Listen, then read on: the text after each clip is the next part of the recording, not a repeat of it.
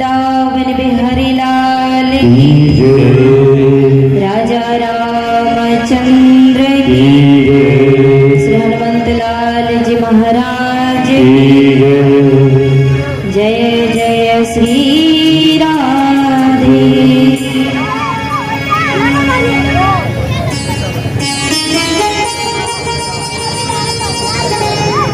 परात्पर अखिलेश्वर अखिल कोटि ब्रह्मांड के नायक श्री कृष्ण कन्हैया लाल जी के चरणों में मेरा कोटि कोटि नमन। कल की कथा में आप सबने श्रवण किया कि श्रीमद् भागवत महापुराण की रचना कैसे हुई और साथ ही आप सबने सुखदेव भगवान के जन्म की कथा, परीक्षित जन्म की कथा सुनी। आइए कथा की ओर बढ़ते हैं। अब कथा आती है कि सृष्टि का विस्तार कैसे हुआ। एक बार भगवान श्री हरि शेष नाग पर सोए हुए थे नेत्र बंद करके और अपने मन में सोच रहे थे कि क्यों ना सृष्टि का विस्तार किया जाए, संसार की रचना की जाए। तो उनके नाभि से एक कमल प्रकट होता है और उस कमल से ब्रह्मा जी प्रकट होते हैं। ब्रह्मा जी अपने चारों तरफ देखते हैं, कोई नहीं दिखाई देता है, केवल चारों तरफ जल ही जल दिखाई दे रहा है। तो ब्रह्मा जी कहते हैं कि कौन हूं मैं, खुद को नहीं पहचान पा रहे हैं। तब आकाशवाणी होती है, तपः तपः तपः, यानी तपस्या करो। तो ब्रह्मा जी ने कई हजार वर्षों तक तपस्या किया। उनकी तपस्या से प्रसन्न होकर भगवान श्री हरि प्रकट हुए और ऐसा कहा जाता है कि श्री हरि ने ही सबसे पहले ब्रह्मा जी को चतुश्लोकी भागवत के बारे में बताया था और ब्रह्मा जी ने इस भागवत को नारद जी को सुनाया। नारद जी वेद व्यास जी के पास गए, वेद व्यास जी ने भगवान सुखदेव को सुनाया, सुखदेव जी ने परीक्षित जी महाराज को, और इस प्रकार से ये चतुश्लोकी भागवत पूरे संसार में फैल गया। जब श्री हरि प्रकट हुए तब भगवान ने उनको आदेश दिया ब्रह्मा जी को कि मैं चाहता हूं कि आप इस सृष्टि का विस्तार करिए, इस सृष्टि की रचना करिए। तो ब्रह्मा जी कहते हैं कि ठीक है प्रभु, मैं इस संसार की रचना करूंगा। तो ब्रह्मा जी अपने मानव सृष्टि के द्वारा 4 ऋषियों को प्रकट करते हैं, सनक, सनंदन, सनातन और सनत कुमार। इन 4 ऋषियों को प्रकट करते हैं जो ब्रह्मा जी के मानस पुत्र कहे जाते हैं।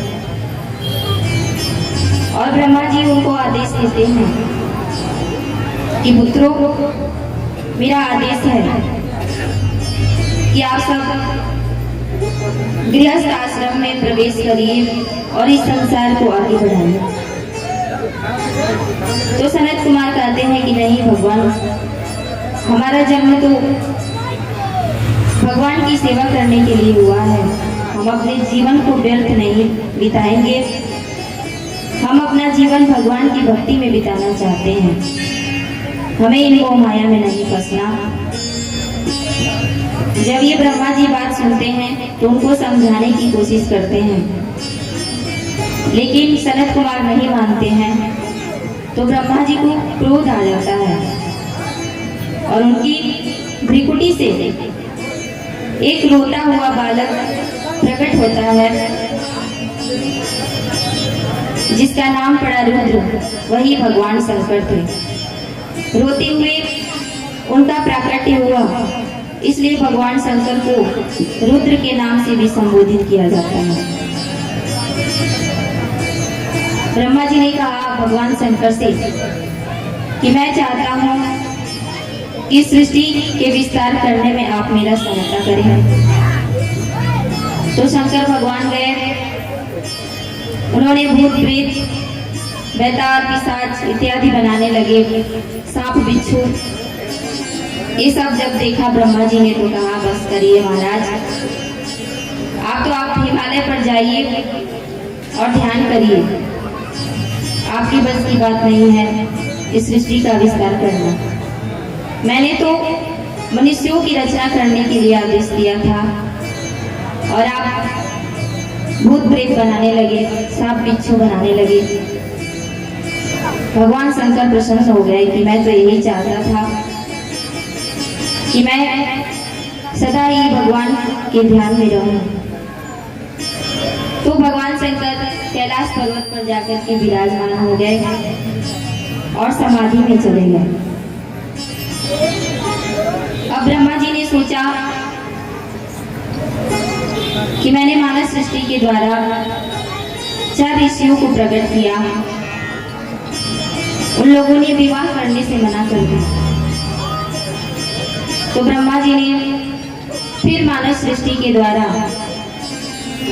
10 ऋषियों को प्रकट किया, जिसमें मरीचि, अत्रि, अंगिरा, पुलस्त्य, पुलह, क्रतु, भृगु, वशिष्ठ, दक्ष और नारद। इन 10 ऋषियों को प्रकट किया ब्रह्मा जी ने अपनी मानव सृष्टि के द्वारा। इनको भी यही आदेश दिया ब्रह्मा जी ने कि आप सब इस सृष्टि को बढ़ाने में मेरी सहायता करें। तो इन्होंने भी विवाह करने से मना कर दिया। हालांकि जो 9 ऋषि हैं इनका विवाह आगे चल करके हुआ, किंतु नारद जी ने आजीवन अविवाहित रहने का फैसला किया कि वो विवाह नहीं करेंगे। ये जो 9 ऋषि हैं इनका विवाह आगे चल करके कर्दम ऋषि के 9 पुत्रियों से हुआ। अभी इसकी कथा आएगी, आप सब लोग श्रवण करेंगे। तो इस प्रकार से भगवान ने, ब्रह्मा जी ने मानव सृष्टि के द्वारा 10 ऋषियों को प्रकट किया, किंतु ये भी सृष्टि सफल नहीं हुई। तो ब्रह्मा जी उदास हो गए कि अब मैं क्या करूं। मैंने इस संसार को बढ़ाने के लिए मानव सृष्टि की रचना की, किंतु वो सफल नहीं हो रहा है। तब ब्रह्मा जी ने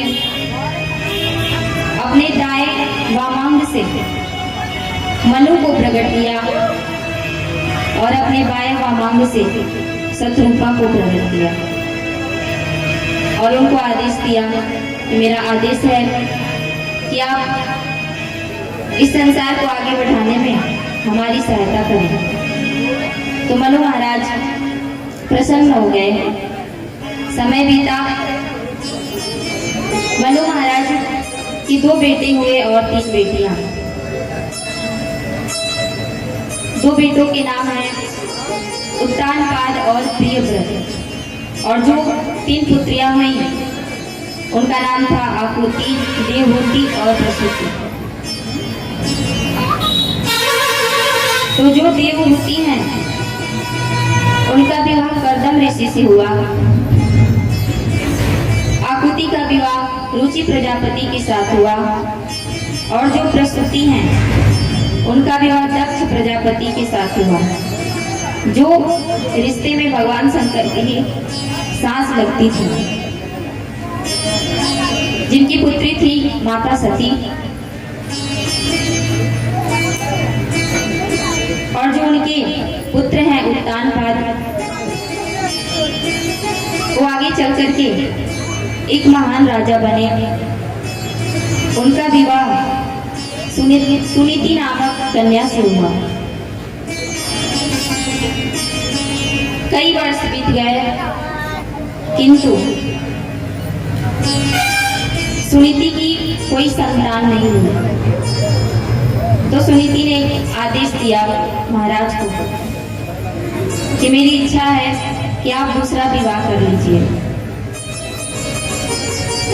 महाराज नहीं मान रहे थे, लेकिन सुनीति ने बार बार उनसे आग्रह किया, उनको मनाया। तो महाराज उत्तानपाद ने दूसरा विवाह किया सुरुचि नामक कन्या से। सुरुचि का मतलब होता है कुबुद्धि, जिसके मन में केवल विकार हो, केवल दूसरों के लिए बुराइयां हो, केवल वो बुरा सोचता हो दूसरों के बारे में, उसको कहते हैं सुरुचि। और सुनीति का मतलब होता है सद्बुद्धि, जिसके मन में केवल सकारात्मक विचार हो, अच्छे विचार हो, किसी के लिए बुरा ना सोचे, उसको कहते हैं सुबुद्धि। समय बीतता है, सुरुचि ने एक पुत्र को जन्म दिया जिनका नाम था उत्तम। और भगवान की लीला ऐसी कि भगवान की कृपा से सुनीति ने भी एक पुत्र को जन्म दिया जिनका नाम था ध्रुव। अब धीरे धीरे ये बालक बड़े हो रहे हैं। जब बालक ध्रुव 5 वर्ष की अवस्था में आ गए, तो एक बार वो बच्चों के साथ खेल रहे थे और खेलते खेलते उन्होंने देखा कि उनके पिताश्री महाराज उत्तानपाद सिंहासन पर बैठे हुए हैं। तो ध्रुव बालक दौड़ते दौड़ते जाते हैं और महाराज की गोद में बैठ जाते हैं। महाराज उनको बुलाने लगते हैं, अपना हाथ उनके सिर पर फेर रहे हैं, बुला रहे हैं। जब ये दृश्य देखती है सुरुचि, तो क्रोधित हो जाती है और ध्रुव बालक का हाथ पकड़ करके खींचते हुए कहती है कि तुम्हारा साहस कैसे हुआ महाराज की गोद में बैठने का? तुम अभी से ही राजा बनने का सपना देख रहे हो, ये सपना कभी सफल नहीं होगा, क्योंकि राजा तो मेरा ही पुत्र बनेगा उत्तम। इसलिए आज के बाद कभी भी महाराज की गोद में बैठने का साहस मत करना। और अगर तुम्हें महाराज की गोद में बैठना ही था, तो तुमको सुनीति की कोख से नहीं, मेरी कोख से जन्म लेना चाहिए था। अब उस छोटे से बालक के मन में बहुत बुरा प्रभाव पड़ा। रोते हुए गए माता सुनीति के पास और माता सुनीति से कहा, सारा वृत्तांत बताया कि सुरुचि ने उनके साथ क्या किया। तो माता सुनीति उनको समझाते हुए कहती हैं, पुत्र, जिस गोद में बैठने के लिए तुम प्रयत्न कर रहे थे और सुरुचि ने तुम्हारा हाथ पकड़ करके झटक दिया, तुमको किनारे खड़ा कर दिया, इतनी खरी खोटी सुनाई, वो गोद तो कुछ भी नहीं है। अगर इस संसार में सबसे बड़ा गोद है, तो गोद केवल परम पिता की है। ये बात सुनते ही ध्रुव बालक के मन में वो बात बैठ गई। अब माता सुनीति ने तो केवल उनको बहलाने के लिए, उनको समझाने के लिए ऐसी बात कह दी, लेकिन उनको क्या पता था कि वो बात अपने दिल से इतना लगा बैठेंगे ध्रुव बालक कि वो समय आ गया कि जब ध्रुव बालक ने मन बना लिया कि मैं परम पिता की गोद में बैठकर के ही रहूंगा।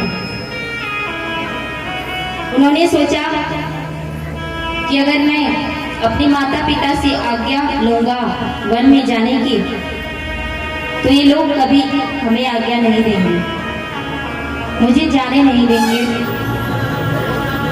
तो रात्रि में सब सोए हुए थे, तो ध्रुव बालक रात्रि में ही महल से निकल गए और भगवान को ढूंढते हुए जा रहे हैं। घने जंगलों में जब जाते हैं ध्रुव बालक, तो चारों तरफ पुकार रहे हैं, हे प्रभु आप कहाँ हैं, हे प्रभु आप कहाँ हैं। ध्रुव बालक भगवान को ढूंढ रहे हैं। इतने में ही वहां पर नारद जी आते हैं। नारद जी ध्रुव बालक की परीक्षा लेने के लिए उनके पास जाते हैं और कहते हैं कि अरे बालक, तुम दिखने में इतने छोटे हो, 5 वर्ष की अवस्था है तुम्हारी, इतना कोमल शरीर है और इतने घने जंगलों में घूम रहे हो। अगर कोई शेर भालू देखेगा तो तुमको मार करके खा जाएगा, तुम वापस लौट जाओ। ध्रुव बालक कहते हैं कि नहीं नारद जी, मैं वापस नहीं लौटूंगा। मैंने निर्णय ले लिया है कि मैं उस परम पिता की गोद में बैठकर के ही सांस लूंगा। तो नारद जी कहते हैं कि उस परम पिता को पाना इतना आसान नहीं है, क्योंकि वो गोद कोई छोटी मोटी गोद नहीं है, वो संसार की सबसे बड़ी गोद है। नारद जी बार बार उनको डराने की कोशिश करते हैं, कहते हैं बहुत कठिन तपस्या करनी पड़ेगी, कई हजार वर्षों तक शरीर को तपाना होगा, तब जाकर के तुम्हें भगवान के दर्शन होंगे। ध्रुव बालक कहते हैं कुछ भी करना पड़े मैं करूंगा, लेकिन मैं परम पिता की गोद में बैठ करके ही रहूंगा। नारद जी प्रसन्न हो जाते हैं, कहते हैं बालक ध्रुव, मैं तो केवल आपकी परीक्षा ले रहा था कि इनकी भक्ति कच्ची है या पक्की, लेकिन अब मैं समझ गया कि आप बिल्कुल 1 नंबर के भक्त हैं। तो नारद जी कहते हैं कि देखो बालक, अगर भगवान को पाना है तो आपको दीक्षा लेनी होगी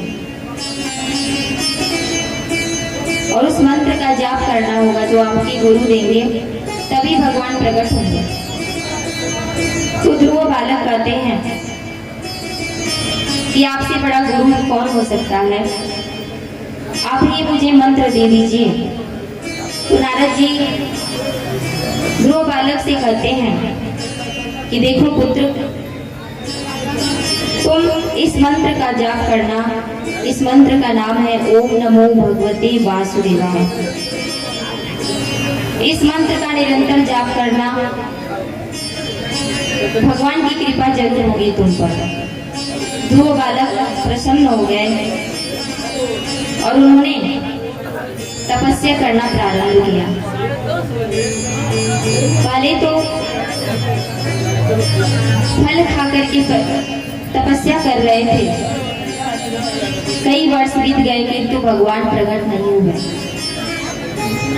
तो ध्रुव बालक ने सोचा कि लगता है मेरी तपस्या में कोई कमी है, और भी कठोर तपस्या करनी होगी। तो फल खाना भी छोड़ देते हैं, वृक्षों की पत्तियां खाना शुरू कर देते हैं, तब भी भगवान प्रकट नहीं होते हैं। तब ध्रुव बालक सोचते हैं कि लग रहा है अभी तपस्या में कुछ कमी रह गई है, तो केवल जल पी करके तपस्या करने लगते हैं। और वो समय आता है कि जब वो जल पीना भी छोड़ देते हैं। कई हजार वर्ष बीत जाते हैं, तब भी भगवान प्रकट नहीं हो रहे हैं। तो देवताओं में हाहाकार मच गया। सभी ने भगवान को पुकारना शुरू किया कि हे प्रभु, इस बालक पर दया करिए। ये 5 वर्ष का बालक कितने हजार वर्षों से आपकी तपस्या कर रहा है, आप आप इसके पुकार को सुनिए। भगवान मुस्कुराते हुए बोले कि देवताओं, आप लोग घबराइए मत। मैं तो केवल ध्रुव बालक की परीक्षा दे रहा हूँ। मैं उनको अवश्य दर्शन दूंगा। अब वो समय आता है जब ध्रुव बालक के समक्ष स्वयं गोविंद आकर के खड़े हो जाते हैं। बोलिए श्री वृंदावन बिहारी लाल की। ध्रुव बालक फिर भी आंखें नहीं खोल रहे हैं, अपनी आंखें बंद किए हुए हैं, क्योंकि जो प्रभु की सूरत है, जो उनकी मनमोहनी मूरत है, वो अपने हृदय में देख रहे हैं। और भगवान उनसे कह रहे हैं कि ध्रुव बालक आंखें खोलो, मैं तुम्हारे समक्ष खड़ा हूँ। लेकिन वो अपने हृदय में ही दर्शन कर रहे हैं भगवान के। तो भगवान जब ये देखते हैं कि ये तो अपने मन में ही, अपने हृदय में ही मेरी मूरत को बसा लिए हैं, अपने मन में ही मेरी दर्शन कर रहे हैं, तो भगवान अपने रूप को खींच लेते हैं, वापस ले लेते हैं। और जैसे ही उनका रूप अंतर ध्यान होता है उनके हृदय से, तो ध्रुव बालक अपनी आंखें खोलते हैं। और जैसे ही आंखें खोलते हैं तो उनके सामने स्वयं गोविंद खड़े रहते हैं। जब ध्रुव बालक उनका रूप देखते हैं तो एक टक उनको निहार रहे हैं, भगवान को देख रहे हैं। भगवान के जो होठ हैं वो कमल के पंखुड़ियों के समान हैं। जो उनके नेत्र हैं वो हिरण की आंखों की तरह कटीली आंखें हैं उनकी। उनका शरीर श्याम वर्ण का है, अद्भुत रूप है। उस रूप को देख करके वो पलके भी नहीं झपका रहे हैं, केवल एक टक भगवान को देख रहे हैं। भगवान गोविंद कहते हैं कि ध्रुव बालक, कोई वरदान मांग लो, मैं तुम्हारी तपस्या से बहुत प्रसन्न हूँ। ध्रुव बालक कहते हैं कि हे प्रभु, मैं आपसे क्या मांगू। मैं तो जल्दी जल्दी में अपनी माता श्री से ये भी नहीं पूछा कि जब मेरे परम पिता मेरे सामने आएंगे तो मैं कैसे उनकी सेवा करूंगा। मुझे तो न वेद की ऋचाएं स्तुति आती है, न कोई श्लोक आता है, न कोई मंत्र आता है। कैसे मैं आपकी पूजन करूं, आपका सत्कार करूं, कैसे आपकी सेवा करूं। और ध्रुव बालक कहते हैं, हे प्रभु मुझे बता दो, हे प्रभु मुझे बता दो, चरणों में कैसे आऊं। मुझे बता दो, मुझे बता दो, चरणों में कैसे आऊं। हे प्रभु मुझे बता दो, हे प्रभु मुझे बता दो, चरणों में कैसे आऊं। मुझे बता दो, मुझे बता दो, चरणों में कैसे आऊं। माया के बंधनों से, माया के बंधनों से छुटकारा कैसे पाऊं। माया के बंधनों से, माया के बंधनों से अब मुक्ति कैसे पाऊं। मुझे बता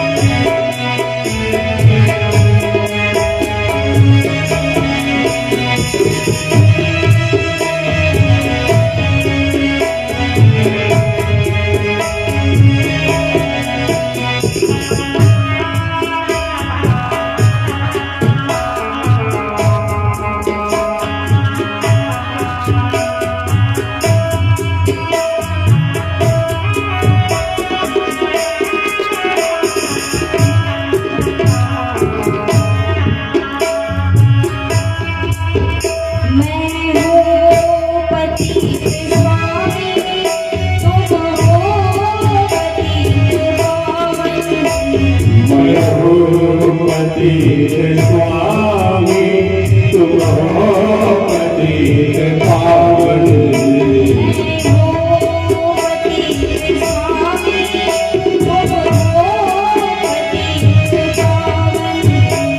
मैं हो पतित स्वामी तुम हो पतित पावन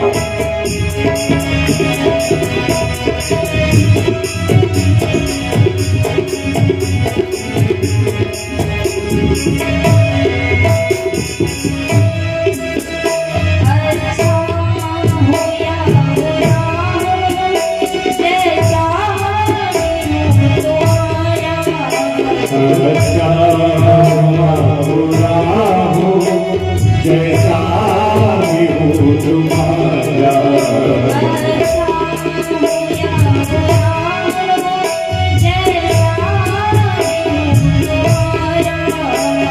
अच्छा हूँ या बुरा हूँ जैसा भी हूँ तुम्हारा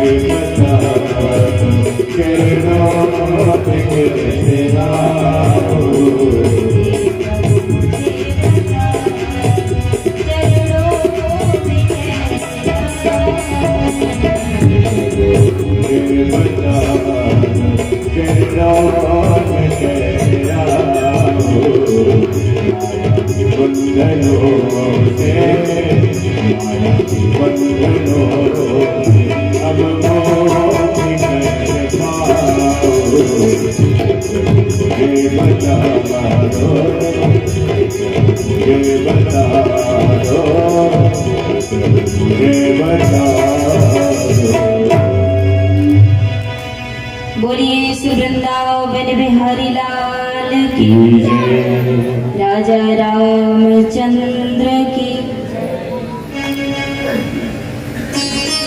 जब ध्रुव बालक की इस बात को सुनते हैं भगवान तो मुस्कुराते हुए अपना शंख ध्रुव बालक के कपोल यानी ठोड़ी में स्पर्श करा देते हैं और जैसे ही स्पर्श कराते हैं शंख को तो ध्रुव बालक को समस्त वेद पुराण शास्त्रों का ज्ञान हो जाता है। बहुत सारे श्लोकों में स्तुतियों में भगवान की वंदना करने लगते हैं। इतना ज्ञान भर देते हैं भगवान उनके अंदर। भगवान उनको ध्रुव बालक को उठाकर के अपनी गोद में बैठा लेते हैं और अपने हाथ ध्रुव बालक के सिर पर फेर रहे हैं, उनके बालों को सहला रहे हैं। भगवान ध्रुव बालक से कहते हैं कि पुत्र तुम कोई वरदान मांग लो। ध्रुव बालक कहते हैं कि नहीं नहीं प्रभु,